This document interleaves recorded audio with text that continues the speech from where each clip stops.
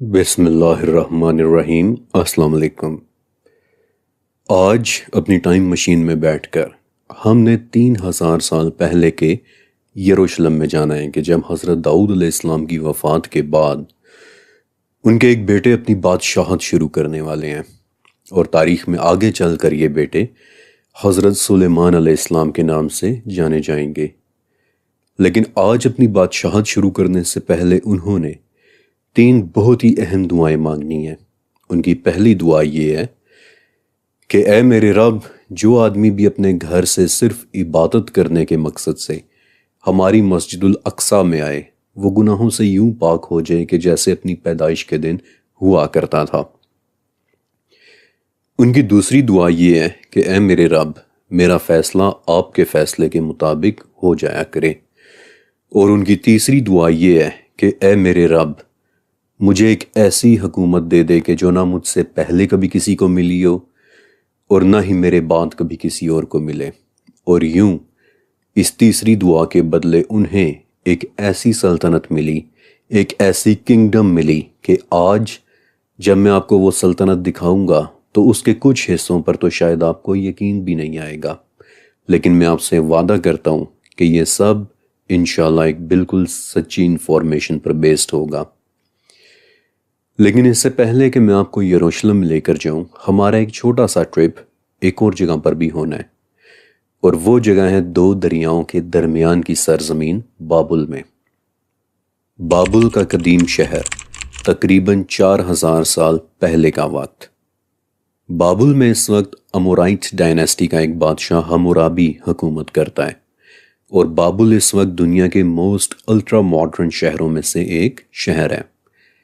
In fact بابل اس وقت دنیا کا پہلا شہر ہے کہ جس نے 2 لاکھ کی آبادی کو بھی حال ہی میں کراس کیا ہے، اور 4000 سال پہلے کہ جب دنیا کی ٹوٹل آبادی 8 لاکھ ہوا کرتی تھی، اس کے حساب سے بابل اپنے وقت کا ٹوکیو اور نیو یارک ہوا کرتا تھا۔ لیکن آج میں آپ کو یہاں بابل کی آبادی دکھانے کے لیے نہیں لایا،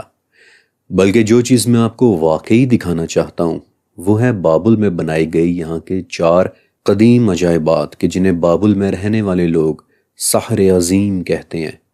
ایک عظیم جادو۔ اپنے دور کے بابل کا پہلا عظیم عجوبہ تانبے کی ایک عجیب بطخ ہوا کرتا تھا۔ اب بظاہر تو اس بطخ کے اندر دیکھنے کو کچھ خاص نہیں ہے، لیکن یہ بطخ شہر کے بڑے دروازے کے باہر رکھی ہوا کرتی تھی، اور جب بھی شہر سے کوئی چور کوئی چیز چرا کر شہر سے باہر لے کر جا رہا ہوتا تھا تو اس بطخ میں سے عجیب و غریب سی چیخنے کی آوازیں نکلنا شروع ہو جایا کرتی تھیں۔ یہ بات سننے میں آپ کو بڑی ہی عجیب لگے گی، لیکن چلڈرین تاریخ کی کئی معتبر کتابوں میں تانبے کی بطخ والی یہ بات لکھی ہوئی ہے۔ بابل والوں کا دوسرا عجوبہ کہ انہوں نے اپنے شہر میں ایک عجیب سا حوض بنا کر رکھا ہوا ہوتا تھا۔ کہتے ہیں کہ شہر کے تمام لوگ، تمام سردار اور معززین اس حوض کے کنارے جمع ہوتے اور اس حوض میں اپنی اپنی پسند کے ڈرنکس، مشروبات ڈال دیا کرتے تھے، اور بعد میں جب کسی شخص کا دل چاہتا تو وہ اس حوض کے نیچے اپنا گلاس رکھتا اور اس کی پسند کا مشروب حوض سے نکل کر اس کے گلاس میں اکٹھا ہونا شروع ہو جایا کرتا تھا۔ اینشینٹ بیبلونینز کا تیسرا عجوبہ کہ انہوں نے گمشدہ لوگوں کو ڈھونڈنے کے لیے ایک آئینہ بنا کر رکھا ہوتا تھا۔ جب کبھی شہر میں کوئی شخص گم ہو جاتا تو اس کا کوئی عزیز، کوئی رشتہ دار، کوئی فیملی ممبر، کوئی دوست اس آئینے کے پاس آتا اور اس میں اپنے گمشدہ فرد کو دیکھ لیتا، چاہے وہ کہیں کسی اور ہی شہر میں کیوں نہ ہو، چاہے وہ کہیں کسی جنگل میں کیوں نہ ہو، چاہے کسی پہاڑ پر ہو، اور یوں اسے ڈھونڈنے والے کو علم ہو جاتا کہ میرا عزیز اس وقت کہاں ہے۔ بابل کا چوتھا عجوبہ کہ شہر کے بیچوں بیچ ایک نکارہ پڑا ہوا کرتا تھا۔ نکارہ یعنی کسی قسم کا کوئی ڈھول، کوئی ڈرم، کوئی الرٹ کرنے والی ڈیوائس، اور جب کسی کی کوئی چیز گم جاتی تو وہ اس نکارے کے پاس آتا اور اس پر چوٹ مارتا کہ جس سے نکارے میں سے ایک عجیب آواز نکلتی اور اسے بتا دیتی کہ اس کی گمشدہ چیز اس وقت کہاں ہے۔ تاریخ کی کتابوں میں بیبلونیا کے ان عظیم عجائبات کے لیے جو لفظ استعمال ہوا ہے وہ ہے سحر عظیم، یعنی کہ جادو، ایک بہت بڑا جادو۔ اور ہو سکتا ہے کہ ان عجائبات کو دیکھتے ہوئے آپ بھی یہی سوچ رہے ہوں کہ یہ ہمارے علم سے بہت دور کی کوئی ماورائی سی چیزیں تھیں، لیکن ایک مرتبہ میں آپ کے سامنے ان 4 قدیم عجائبات کو آج ریکریٹ کرنا چاہتا ہوں، اور پھر اس کے بعد میں آپ سے ایک سوال پوچھوں گا کہ کیا اب ان عجائبات کو آپ اپنی زندگی کے ساتھ ریلیٹ کر پا رہے ہیں یا نہیں۔ بابل کا پہلا عجوبہ وہ تانبے والی بطخ کہ جو ایک چور کو اپنے پاس سے گزرتا دیکھ کر چلانا شروع ہو جایا کرتی تھی۔ آج کے زمانے میں ہم ایسی کسی بطخ کو کیسے ریکریٹ کر سکتے ہیں؟ EAS اور RFID اسکینرز کہ جو اس وقت تمام بڑے شاپنگ مالز اور بڑی بڑی شاپنگ آؤٹ لیٹس کے دروازوں کے باہر رکھے ہوئے ہوتے ہیں یا ان کے اندر، اور اگر آپ سٹور میں سے کوئی بھی چیز چرا کر یا بغیر اجازت لے کر نکلیں تو اسی وقت یہ اسکینرز چلانا شروع کر دیتے ہیں، بالکل تانبے کی اس بطخ کی طرح۔ بابل کا دوسرا عجوبہ ایک ایسا حوض کہ جس میں بہت سارے مشروب ہوتے تھے لیکن نکلتا صرف وہی تھا کہ جس کی آپ کو خواہش ہوتی تھی، اور آج تقریباً ہر بڑے مال میں رکھی ایک وینڈنگ مشین کہ جس کے اندر درجنوں طرح کے مشروبات بھرے ہوتے ہیں لیکن نکلتا صرف وہی ہے کہ جس کی ہم خواہش کرتے ہیں۔ قدیم بابل کا تیسرا عجوبہ کہ ان کے پاس موجود ایک بہت بڑا آئینہ کہ جس میں گم جانے والے لوگ، گمشدہ لوگ نظر آ جایا کرتے تھے، اور آج کی زبان میں ہم اس آئینے کو کیسے ریکریٹ کر سکتے ہیں؟ ایک multiple view CCTV monitoring system کہ جو آپ کو پورے شہر کے ہزاروں ویوز دکھا سکتا ہے کہ جس کے ذریعے آپ منٹوں کے اندر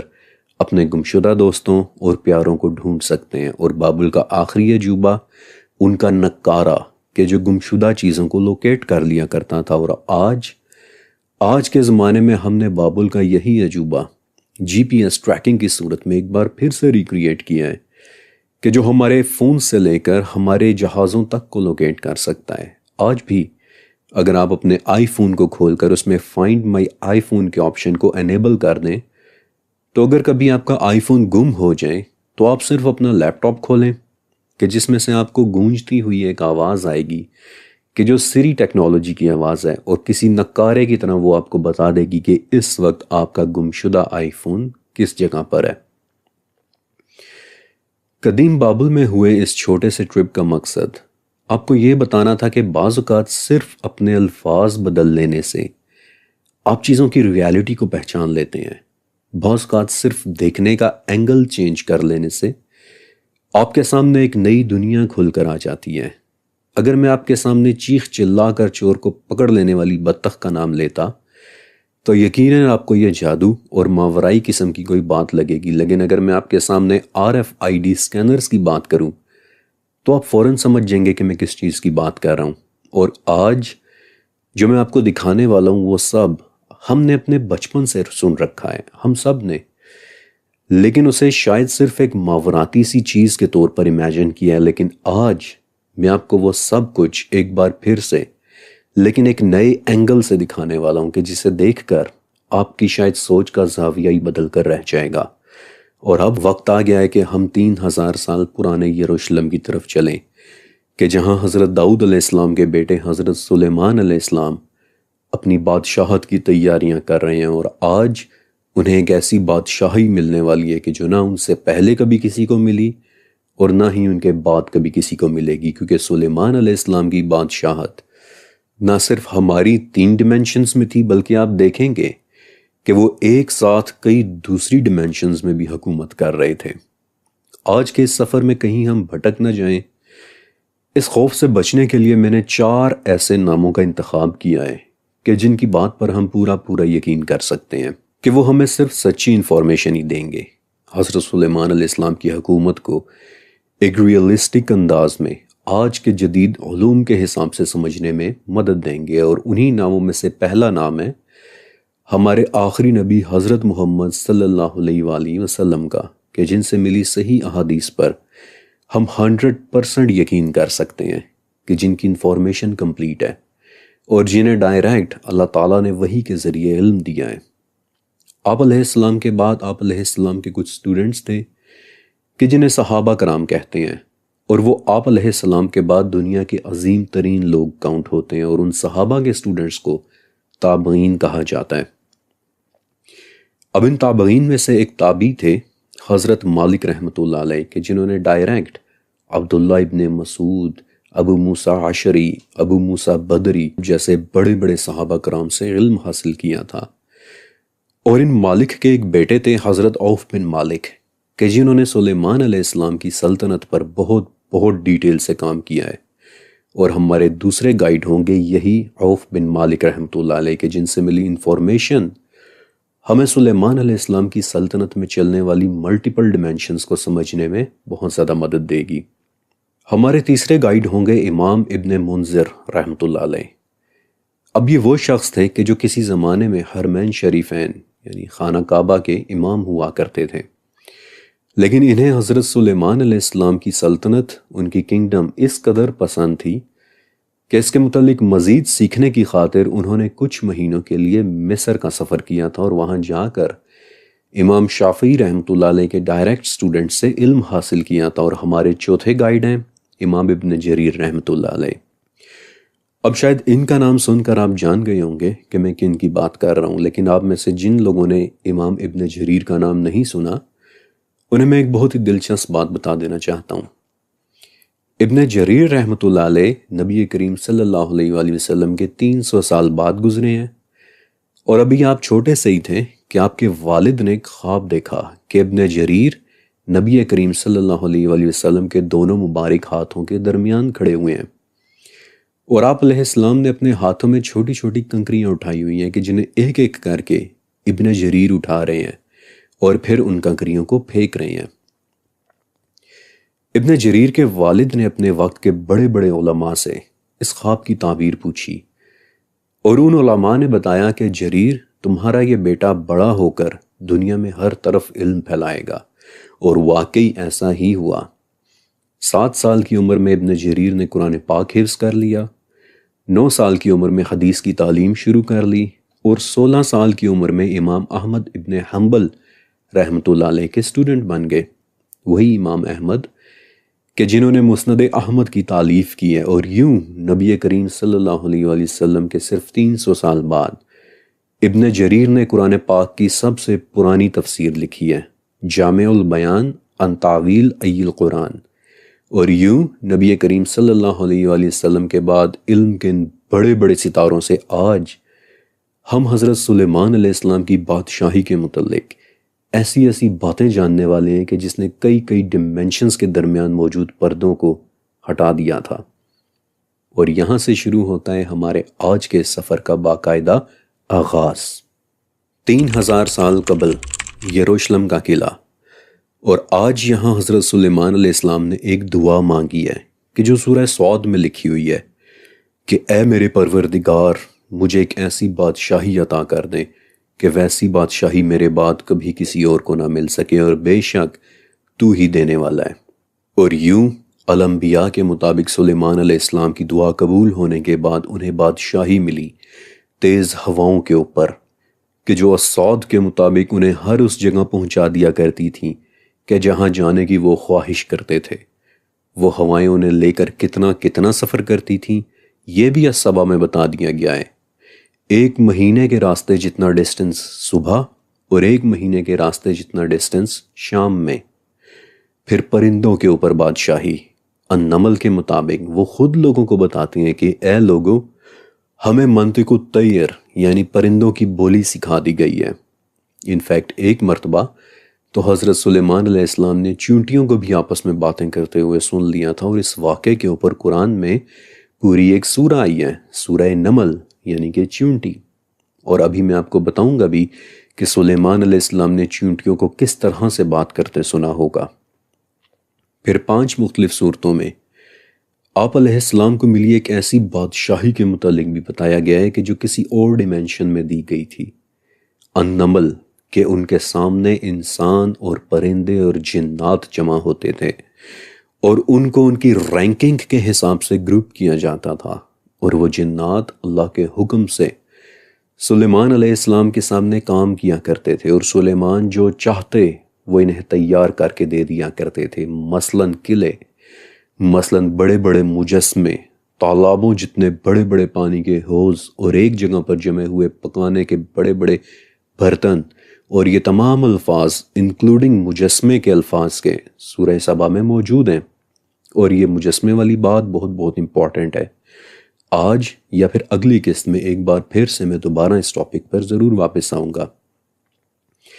لیکن آپ علیہ السلام کو کچھ ایسے جنات پر بھی بادشاہی دی گئی تھی کہ جو انتہائی ایلیٹ قسم کے جنات تھے، ایسے جنات کے جو تعمیرات کے ہنر سے واقف تھے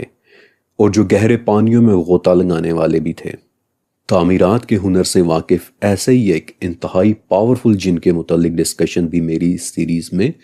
شامل ہوگی۔ اور الانبیاء کے مطابق کچھ جنات ان کے لیے پانی کی گہرائیوں میں غوطے لگایا کرتے تھے، اور اس کے علاوہ بہت سارے کام اور بھی۔ الصاد کے مطابق کچھ جنات ایسے بھی تھے کہ جو ہر وقت زنجیروں میں جکڑے رہتے تھے، اور یہ تمام باتیں ایک ایک کر کے انشاءاللہ میں ضرور ڈسکس کروں گا۔ لیکن صرف ایک منٹ کے لیے امیجن کریں کہ اگر یہ انفارمیشن قرآن پاک میں نہ ہوتی تو کیا آپ اتنی آسانی سے اس کے اوپر یقین کر پاتے؟ شاید نہیں۔ اور میں وعدہ کرتا ہوں کہ آگے چل کر آپ میرے منہ سے کچھ ایسی انفارمیشن بھی سننے والے ہیں کہ جو کسی صورت اس دنیا میں واقع ہوئی لگتی ہی نہیں ہے، اور ہمارے پاس کوئی ایکسپلینیشن نہیں ہوگی سوائے یہ مان لینے کے کہ یہ معاملات کسی ہائپر ڈیمینشن میں ہی وقوع پذیر ہوئے ہوں گے۔ مثلاً حضرت سلیمان علیہ السلام کے تخت کو ہوا اٹھاتی اور انہیں وہاں پہنچا دیتی جہاں وہ چاہتے تھے۔ یہ ابھی میں نے آپ کو قرآن کی آیات سے پڑھ کر سنایا ہے، اور اب جو میں آپ کو بتانے والا ہوں یہ ہمارے گائیڈز سے ملی انفارمیشن ہے کہ جسے اس قسط کی خاطر میں نے ایک جگہ پر اکٹھا کیا ہے۔ سب سے پہلے حضرت سلیمان علیہ السلام اپنے مرکب یعنی کہ اپنی سواری، اپنے تخت کو ایک اونچی جگہ پر رکھنے کا حکم دیتے۔ اب نارملی جب بھی ہم تخت کا نام سنتے ہیں تو ہمارے ذہن میں لکڑی کا ایک پھٹا آ جاتا ہے کہ جس پر آج سے 50 یا 60 سال پہلے لوگ بیٹھا کرتے تھے۔ لیکن میں آپ کو سلیمان علیہ السلام والے اس تخت کی ایک ڈسکرپشن بھی بتاتا ہوں، اور آپ ساتھ ساتھ اسے امیجن کرتے جائیے۔ اس تخت پر اس سواری کے 1000 سیکشنز تھے کہ جن میں سے ہر ایک سیکشن کے اوپر ایک کمرہ بنا ہوتا تھا، یعنی کہ ٹوٹل 1000 کمرے کے جن کی لکڑی پر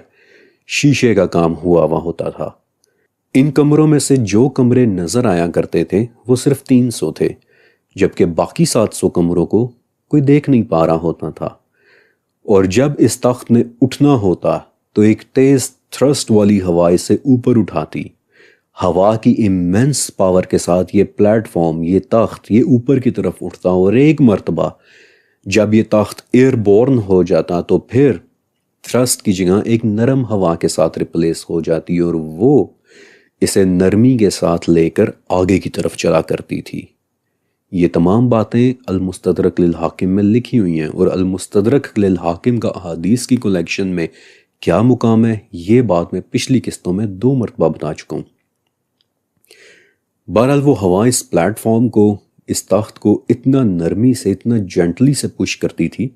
کہ اگر یہ پلیٹ فارم گندم کی بالیوں کے اوپر سے بھی گزرتا تو ان بالیوں میں کوئی جنبش، کوئی ڈسٹربنس نہیں ہوا کرتی تھی۔ بالکل خاموشی کے ساتھ یہ پلیٹ فارم ہوا میں سفر کیا کرتا تھا، اور اس کی سپیڈ، اس کی رفتار وہ حضرت سلیمان علیہ السلام کی مرضی کے ساتھ سیٹ ہوتی تھی۔ لیکن یہ بالیوں والی بات اس پلیٹ فارم کی سپیڈ اور جنٹل پش کو سمجھانے کے لیے ایک میٹافور ہے۔ در حقیقت یہ زمین کے اتنا قریب نہیں اڑتا تھا کہ یہ گندم کی بالیوں کو ٹچ کرے، بلکہ امام ابن ابی حاتم حضرت عبداللہ ابن عمیر رضی اللہ تعالیٰ عنہ سے روایت کرتے ہیں کہ وہ تخت آسمان کے نیچے کی ہر بلندی سے بلند ہو کر اڑتا تھا۔ اب اس سے پہلے کہ میں اس تخت کو، اس پلیٹ فارم کو ایکسپلین کروں، ایک چیز اور ہے کہ جسے میں ضرور ایڈ کرنا چاہوں گا کہ سلیمان علیہ السلام کے اس سفر میں انسان، جنات، درندے اور پرندے سبھی ان کے ساتھ ہوتے تھے، اور یہ تمام انفارمیشن میں آپ کو بغیر بار بار نام لیے کہ کس نے کس سے روایت کیا ہے میں آپ کو بتا رہا ہوں، تاکہ بات میں ایک ردھم قائم رہے۔ اور جتنے بھی ریفرنسز ہیں وہ انشاءاللہ آپ نیچے سکرین پر ڈسپلے ہوتے دیکھ لیں گے۔ اب حضرت سلیمان علیہ السلام کی ڈومین میں آنے والے جاندار، یعنی کہ انسان، جنات، درندے اور پرندے بھی ان کے ساتھ سفر کرتے تھے، اور یہ پورا کانوائے حدیث میں آتا ہے کہ تقریباً 100 فرسخ تک پھیلا ہوا ہوتا تھا۔ فرسخ فاصلے کا ایک یونٹ ہے کہ جسے انگلش میں لیگ کہتے ہیں، اور ایک فرسخ تقریباً 4.8 کلومیٹر کا ہوتا ہے، جس کا مطلب یہ ہے کہ حضرت سلیمان علیہ السلام کا یہ کانوائے تقریباً 480 کلومیٹر تک پھیلا ہوتا تھا۔ آپ کو پتہ ہے کہ یہ کتنا فاصلہ بنتا ہے؟ لاہور سے لے کر تقریباً پشاور تک کا فاصلہ، تقریباً۔ اب ایک چیز میں مجھے تھوڑا سا ڈاؤٹ ہے کہ جنات، درندے اور پرندے بھی حضرت سلیمان علیہ السلام کے ساتھ اسی پلیٹ فارم پر، یعنی اس کے اوپر بیٹھ کر سفر کرتے تھے، یا پھر وہ اس کے پیچھے پیچھے اڑتے چلے آ رہے ہوتے تھے۔ That I'm not sure of۔ لیکن اب میں چاہتا ہوں کہ آپ اس منظر کو ایک مرتبہ امیجن کریں کہ جسے ہم تخت کا نام دیتے ہیں، در حقیقت وہ کسی قسم کا بہت بڑا کوئی پلیٹ فارم تھا کہ جس کے اوپر کمرے بنے ہوئے تھے، اور ان کمروں میں سے بھی کچھ کمرے ویزیبل تھے اور کچھ کمرے انویزیبل، کچھ دکھائی دے رہے تھے اور کچھ نظروں سے اوجھل تھے،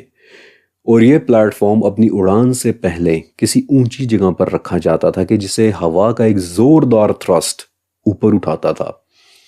اور ایک مرتبہ جب وہ پلیٹ فارم بلندیوں سے اوپر ریز ہو جاتا تب ہوا اسے نہایت آہستگی کے ساتھ ویری جینٹلی آگے کی طرف پش کرتی، اور ہر بلندی سے اوپر ہو کر یہ پلیٹ فارم، ہر بلندی یعنی ماؤنٹ ایورسٹ سے بھی اوپر، یعنی تقریباً 30,000 فٹ بلندی سے بھی اوپر کروز کرتا ہوا اڑتا چلا جاتا تھا۔ اور قرآن پاک میں جو 1 مہینہ مسافت کے برابر کا ڈسٹنس ٹریول کرنے کے جو الفاظ آئے ہیں،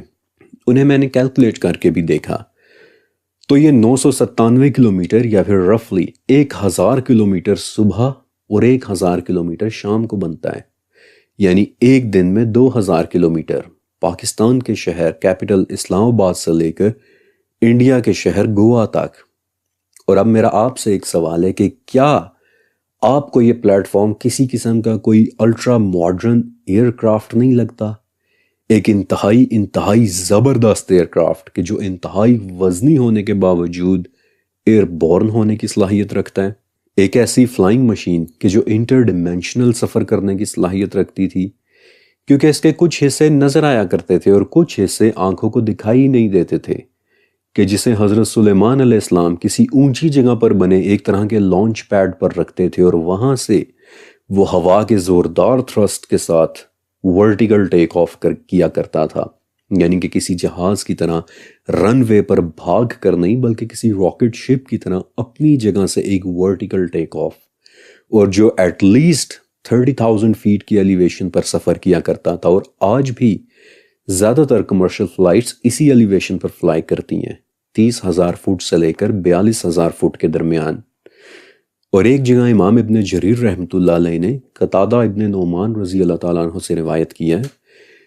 کہ سلیمان علیہ السلام بیت المقدس سے اپنا سفر شروع کرتے اور دن کے وقت قریرہ پہنچتے، پھر قریرہ میں کچھ دیر رک کر شام کو کابل پہنچتے، بالکل ویسے ہی کہ جیسے کسی ایئر کرافٹ کا روٹ ہوتا ہے۔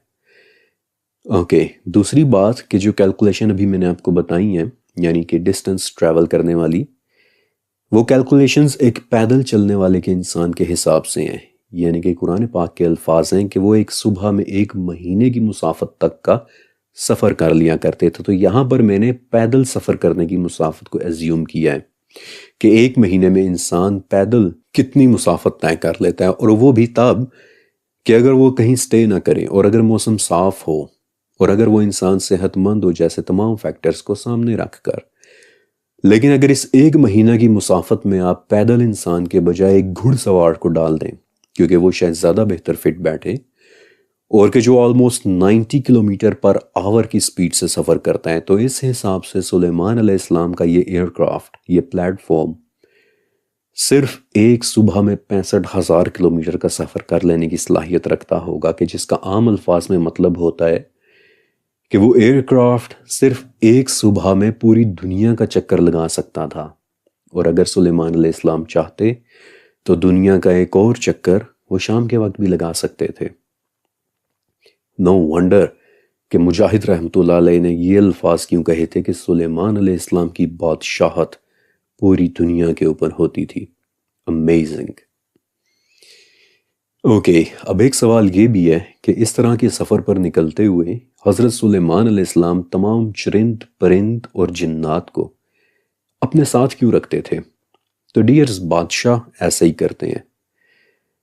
اب میں آپ کو ایک بڑی دلچسپ داستان سناتا ہوں کہ جو ویسے تو ہمارے مین ٹاپک کا حصہ نہیں ہے، لیکن اس سے ایک تو آپ کی انفارمیشن میں اضافہ ہوگا اور دوسرا آپ کو بادشاہوں کے پروٹوکولز کا بھی پتہ چلے گا، اور یہ میری طرف سے آپ کے لیے ایک ایڈیشنل انفارمیشن ہے۔ سن 1580 کی بات ہے کہ شہنشاہ اکبر کے دربار میں پورچوگل سے ایک کرسچین مشن آیا کہ جس کے ایک ممبر کا نام تھا فادر مونزراٹ۔ فادر مونزراٹ تقریباً 3 سال تک اکبر بادشاہ کے دربار میں رہا، اور وہاں اس نے جو کچھ بھی دیکھا، اپنے ان مشاہدات کو، اپنی ان آبزرویشنز کو اس نے اپنے پاس جرنلز کی صورت میں سیو کیا۔ لیکن وہ جرنلز 16ویں صدی میں کہیں گم ہو گئے تھے، اور پھر 300 سال تک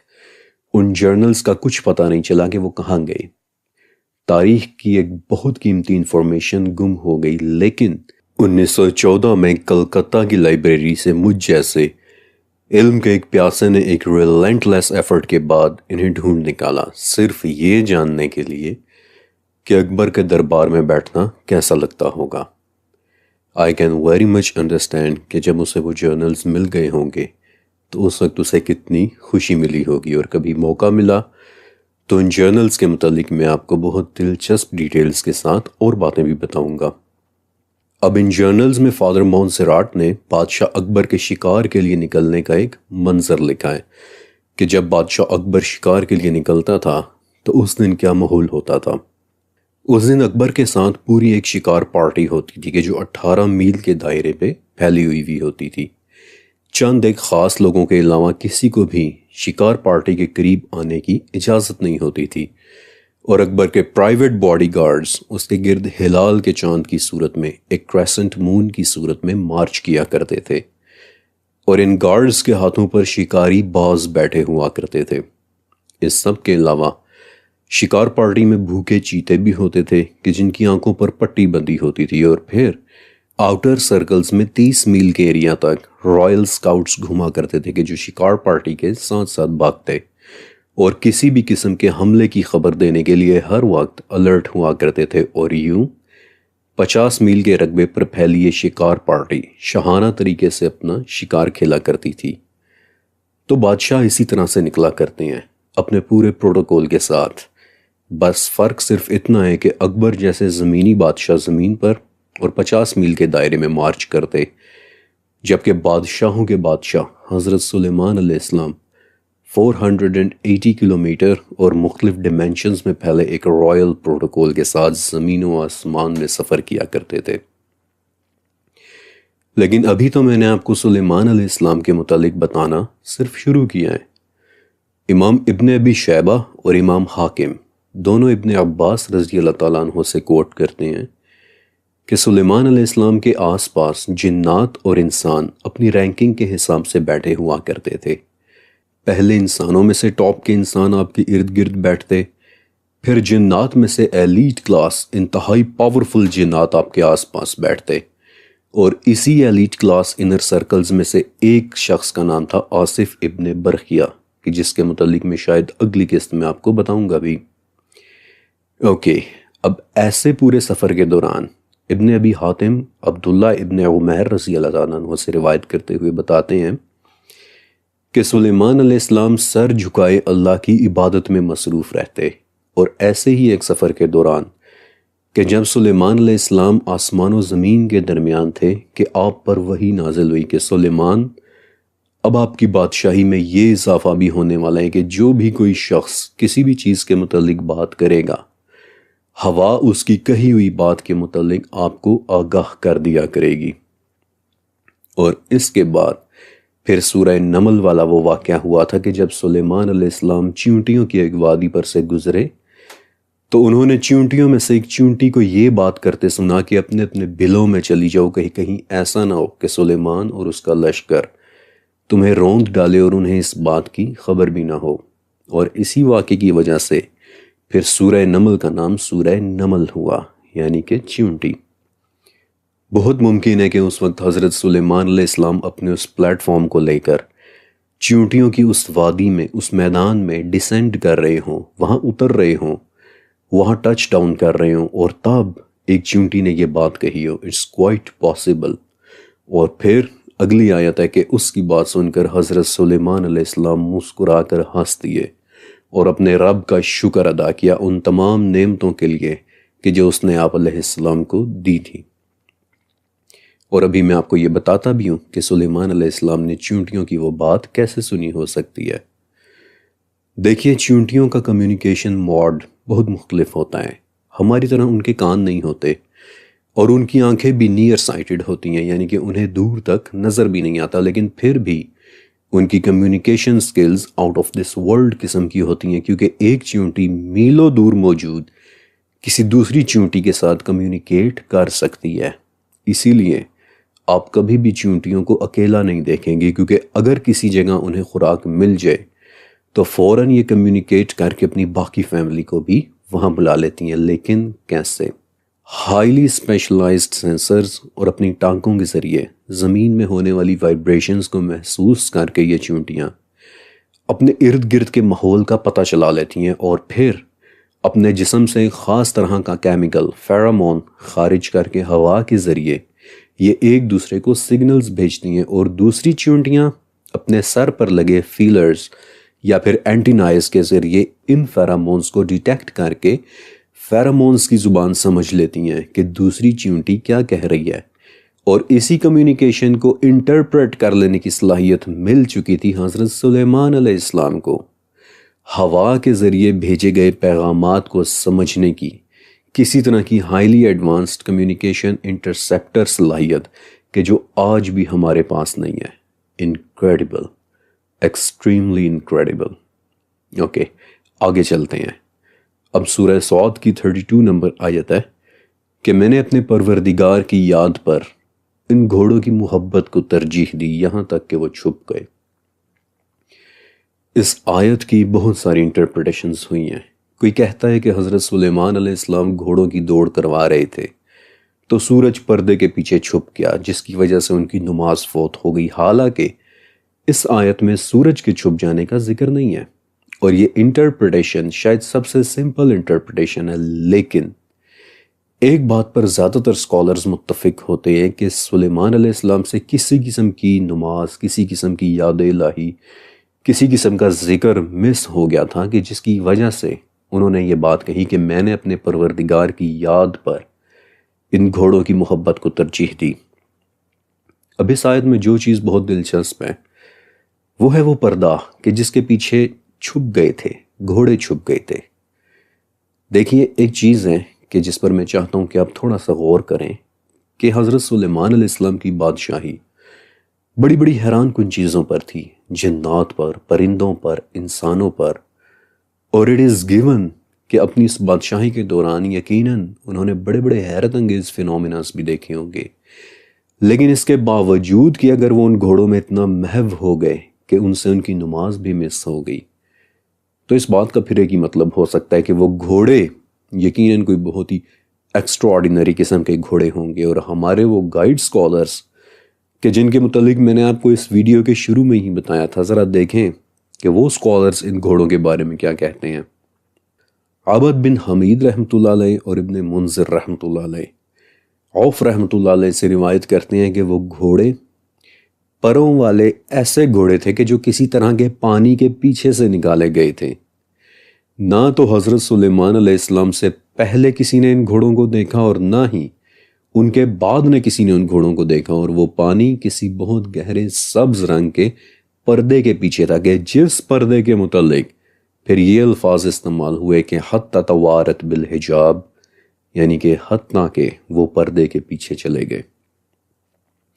اور ابن جریر رحمۃ اللہ علیہ اور ابن ابی حاتم رحمۃ اللہ علیہ، ابراہیم تیمی رحمۃ اللہ علیہ سے روایت کرتے ہیں کہ وہ 20,000 پروں والے گھوڑے تھے، کہ جنہیں دیکھ کر سلیمان علیہ السلام اتنے محو ہو گئے کہ آپ سے آپ کا ذکر ہی مس ہو گیا، اور پھر آپ اس پر نادم بھی ہوئے تھے۔ اب میرا آپ سے ایک سوال ہے کہ ایک ایسے بادشاہ کہ جو پرندوں اور چیونٹیوں کی بولیاں سمجھتے تھے، اور جن کا کانوائے 480 کلومیٹرز کے اوپر پھیلا ہوا ہوتا تھا، اور ایک ایسا کانوائے کہ اس میں جنات، درند، پرند سب کچھ سفر کیا کرتے تھے، اور انسانوں میں سے بھی ایلیٹ کلاس انسان، بادشاہوں کے بادشاہ۔ آپ خود سوچیں کہ کیا وہ عام گھوڑے ہوں گے کہ جنہیں دیکھ کر سلیمان علیہ السلام یاد الہی بھول گئے ہوں گے؟ نہیں، بلکہ وہ پروں والے ادھر ادھر اڑتے 20,000 گھوڑے تھے کہ جو کسی قسم کے گہرے سبز پردے کے پیچھے سے نکل کر ان کے سامنے آ گئے تھے۔ اور ایسے ایک گھوڑے کا ذکر آپ کو تقریباً ہر کلچر میں نظر آئے گا کہ جسے ہم پیگاسس کے نام سے جانتے ہیں، پروں والے گھوڑے۔ اینشنٹ گریس میں، اینشنٹ پرشیا میں، کہ جہاں مارلک ڈگنگ سائٹ سے 53 ایسے آرٹیفیکٹس ملے ہیں کہ جن پر اڑنے والے گھوڑوں کی تصویریں بنی ہوئی ہیں، جن کے متعلق ایک مرتبہ حضرت عائشہ رضی اللہ تعالیٰ عنہ کہتی ہیں کہ میں نے ایک پردہ بنایا کہ جس میں پروں والے گھوڑوں کی تصویریں بنی ہوئی تھیں، تو آپ علیہ السلام نے فرمایا کہ اللہ کی مخلوق کے مشابہ کوئی چیز نہیں بنانی چاہیے، اللہ کی مخلوق کے مشابہ۔ اور یہ بھی فرمایا تھا کہ جنت میں یاقوت سے بنا اڑنے والا ایک گھوڑا بھی ہوگا۔ تو کیا یہ بات امپاسبل ہے کہ حضرت سلیمان علیہ السلام کے سامنے بھی کسی قسم کے پردے کے پیچھے سے، کسی دوسری ڈیمنشن سے ان 20,000 اڑنے والے گھوڑوں کو نکال کر لے آیا گیا ہو کہ جنہیں دیکھ کر حضرت سلیمان علیہ السلام کی خوبصورتی میں کھو گئے؟ اور اس بات میں تو کوئی شک ہی نہیں ہے کہ وہ گھوڑے اس دنیا کے تھے ہی نہیں، بلکہ کسی اور ہی ڈیمنشن کے جاندار تھے۔ اسی لیے تو الفاظ آتے ہیں کہ سلیمان علیہ السلام انہیں دیکھتے رہے حتیٰ توارت الحجاب، یعنی کہ حتیٰ کہ وہ کسی پردے کے پیچھے چھپ گئے۔ اور دیکھیں تو صحیح کہ جعفر ابن محمد رحمۃ اللہ علیہ کیا کہتے ہیں کہ سلیمان علیہ السلام کو زمین کے مشرق اور مغرب میں حکومت دے دی گئی تھی۔ آپ کو یاد ہے نا کہ میں نے کیا بتایا تھا کہ مشرق اور مغرب کیا ہوتے ہیں؟ 2 مشرق اور 2 مغرب کیا ہوتے ہیں؟ ملٹیپل مشرق اور ملٹیپل مغرب کیا ہوتے ہیں؟ یہ دروازوں کے نام ہیں کہ جن سے چیزیں نکلتی ہیں اور جن میں چیزیں چلی جاتی ہیں۔ ان دروازوں پر تو میں نے پورا ایک سیزن بنایا تھا، حیرت کے دروازے۔ اللہ جانتا ہے کہ ان دروازوں سے، ان دوسری ڈیمنشن سے، ان پردوں کے پیچھے سے کیا کیا چیزیں نکل کر حضرت سلیمان علیہ السلام کے سامنے آ رہی تھیں۔ Imagine that, amazing, just amazing. ابھی تک میں نے آپ کو حضرت سلیمان علیہ السلام کی حکومت کا صرف ایک چھوٹا سا حصہ دکھایا ہے۔ ابھی تو اپنی ٹائم مشین کے ساتھ ہم نے یروشلم میں کچھ دن اور بھی ٹھہرنا ہے، کیونکہ اس وقت ہم ایک ایسی کنگڈم میں ہیں کہ جو نہ تو ہمیں اس سے پہلے کے زمانے میں کہیں ملے گی اور نہ ہی اس سے آگے کے کسی زمانے میں۔ اس لیے مجھے اجازت دیں کہ چند دن اور بھی یروشلم میں رک کر میں آپ کو سلیمان علیہ السلام کی باقی سلطنت بھی دکھاؤں۔ لیکن اس سے پہلے کہ میں آپ کو سلیمان علیہ السلام کی باقی سلطنت بھی دکھاؤں، ایک مرتبہ آپ اس ویڈیو کا پنڈ کمنٹ ضرور پڑھیے گا، کیونکہ اس میں میری طرف سے آپ سب کے لیے ایک ضروری پیغام لکھا ہوا ہے۔ اور رہی حضرت سلیمان علیہ السلام کی سلطنت کی بات، تو ابھی تو میں نے آپ کو ان کے تخت پر پڑا ایک جسم بھی دکھانا ہے کہ جس کا قرآن پاک میں بھی ذکر ہے۔ ابھی تو میں نے آپ کو وہ تعمیرات بھی دکھانی ہے کہ جو ان کے زمانے میں جنات کیا کرتے تھے۔ لیکن وہ سب انشاءاللہ دی ٹائم ٹریول سیریز کی اگلی قسط میں۔ اور آخر میں ایک ریکویسٹ کہ کائنڈلی اس ویڈیو کو لائک کر دیجئے گا، کیونکہ اس طرح یہ علم ساری یوٹیوب فیملی تک پہنچتا ہے۔ پہلے میں یہ بات نہیں کہا کرتا تھا، but it does make a difference. اور اب آپ نیچے لکھا ہوا میرا پنڈ کمنٹ ضرور پڑھ لیجئے گا۔ اللہ حافظ۔